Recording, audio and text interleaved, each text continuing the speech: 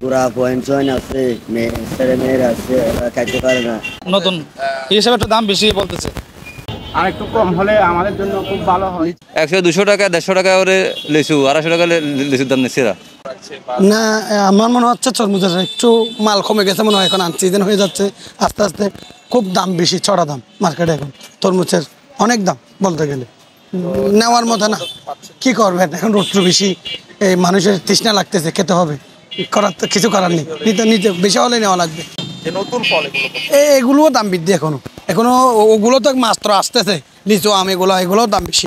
না, আর একটু কম হওয়া দরকার। ছোট পয়সার জন্য নিয়েছি আর কি, দাম ওরা একটু বেশি নিচ্ছে দাম। কাঁঠাল একটু বেশি বলতেছে দাম, আর লিচুটা সাইজ ছোট লাগতেছে তো, মানে আমার মনে হতেছে কোনো মেডিসিন দিয়ে পাকানো কিনা, আমার তো ভালো ভালো লাগে না। আমার ভিডিওর মধ্যে দেখছি যে এক জায়গায় মানে বিষাক্ত মেডিসিন দিয়ে পাকানো হচ্ছে, এই জন্য নিতে ভয় লাগতেছে। দাম যে কাঁঠাল 350 টাকা বলছে, এগুলো 100 টাকা বা 150 টাকা বড় যে বলতে 350। মানুষের চাহিদা বেশি, এখন চাহিদা অনুযায়ী জিনিসের দাম একটু বেশি বর্তমানে। কত করে নিয়েছে? নিচ্ছি কিন্তু আমি 300 দিয়ে নিলাম। কাঁঠাল 200 টাকা।